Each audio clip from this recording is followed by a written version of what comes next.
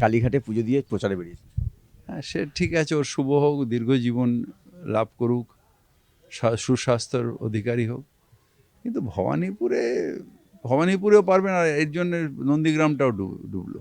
BJP ডোবানোর জন্য 2 নৌকায় ওনাকে পাঠিয়েছেন। শুভেন্দুকে বিজেপি 2 নৌকায় পা দিয়ে দিয়েছে, এবং 2 নৌকায় যারা পা দেয় তাদের অবধারিত তারা ডোবে। আমার বাড়ি, আমার ধরুন চেতলা, এটা আমার বাড়ি, এখানে আমাকে হারিয়ে দেবে। এখানে মমতা ব্যানার্জি বড় হয়েছেন, এখানকার স্কুলে পড়েছেন, এখানকার কলেজে পড়েছেন। একটা ডায়ালগ দিই, উন্নয়ন ঘরে ঘরে, ঘরের মেয়ে ভবানীপুরে। মমতা ব্যানার্জি মমতা ব্যানার্জি কোথাও দিয়ে এসে নয়, এখানে মমতা ব্যানার্জি জন্মেছেন। নমস্কার, ওঙ্কার বাংলা আপনাদের স্বাগত। আমি আপনাদের সঙ্গে বিশ্বজিৎ। আর আজকের খুশির ঈদের দিনে আমরা পেয়ে গেছি কলকাতার মেয়র বা মহানাগরিক ফিরহাদ হাকিম এবং রাজ্যের মন্ত্রী ফিরহাদ হাকিমকে। দাদা, আপনাকে প্রথমে ঈদের শুভেচ্ছা। আপনাকেও ঈদ মোবারক, আপনার সমস্ত দর্শককে ঈদ মোবারক।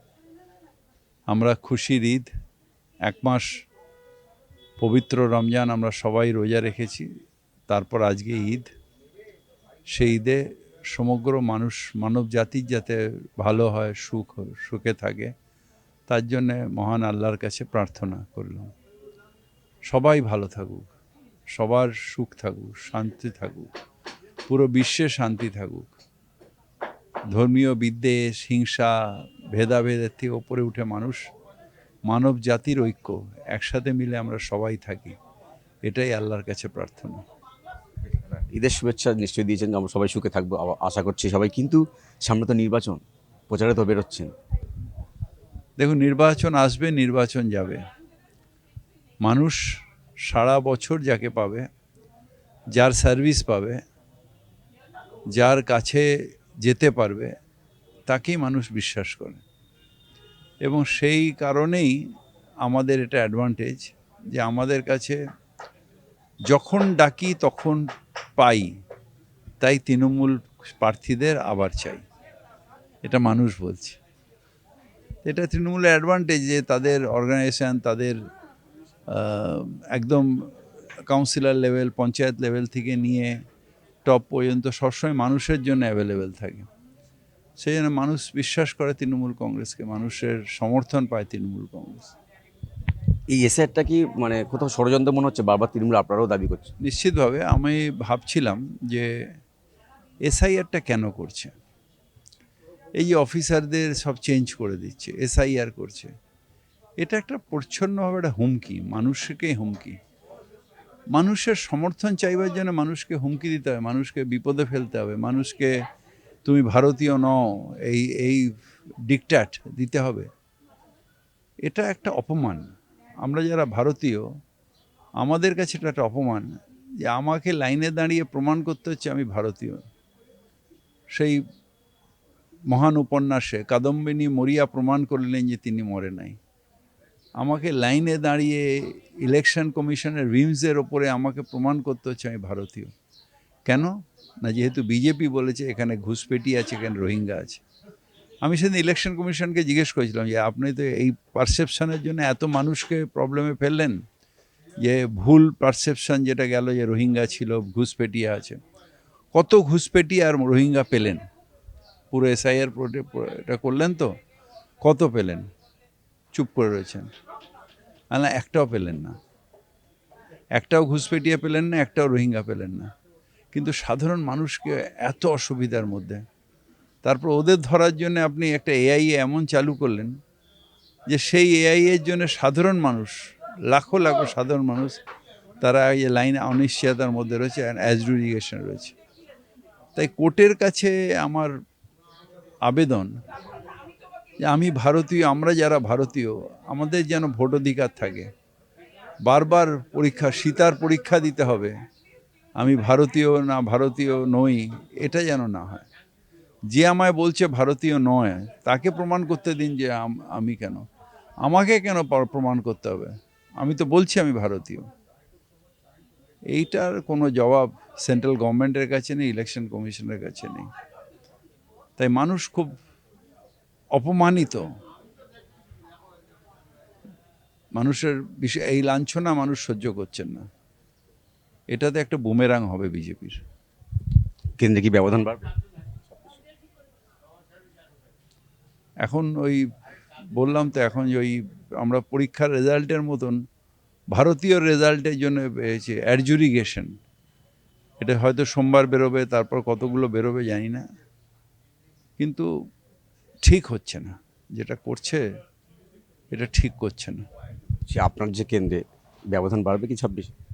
এটা মানুষ ঠিক করবে, আমি কি করে বলবো আমি ব্যবধান কি বাড়বে না বাড়বে।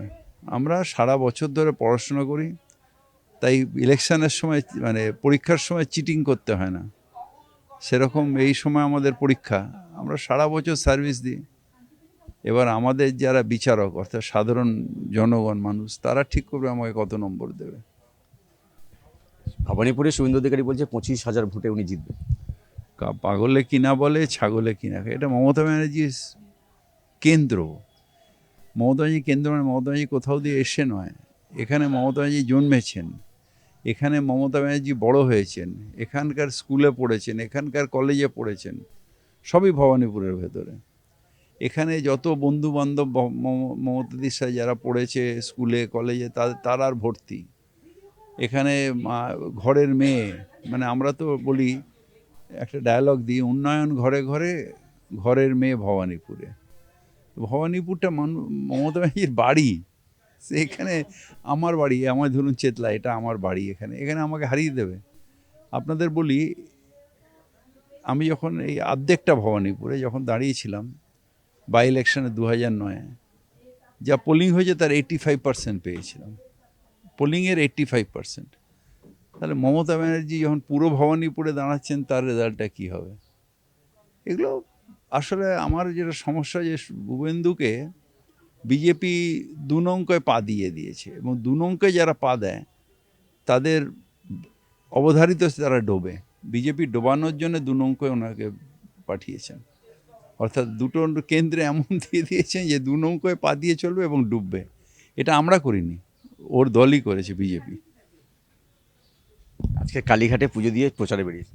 হ্যাঁ, সে ঠিক আছে, ওর শুভ হোক, দীর্ঘজীবন লাভ করুক, সুস্বাস্থ্যের অধিকারী হোক।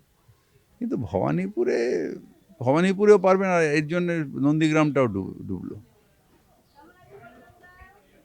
শুভেন্দু অধিকারী মানে বিজেপির লবিবাজি শিকার হয়ে গেছে। হ্যাঁ, লবিবাজির শিকার হয়ে গেছে, আমার মনে হয় তাই। ওদের ভেতরে কি আছে আমি জানি না, কিন্তু 26-এ বামেদের কি ফল হতে পারে মনে করছে? বলতে পারবো না এখন কে ফার্স্ট হবে, কে, মানে আমরা ফার্স্ট আছি, এবার সেকেন্ড কে হবে, থার্ড হবে, এটা লড়াই চলছে বামেদের সাথে বিজেপির, এটাতে আমি বলতে পারবো না। মমতা বন্দ্যোপাধ্যায় কালকে বললেন ইস্তাহার প্রকাশে যে রাষ্ট্রপতি শাসন কার্যত হচ্ছে। সেটা তো এইভাবে যে পরিস্থিতি করেছে, সব অফিসারদের তুলে নিচ্ছে।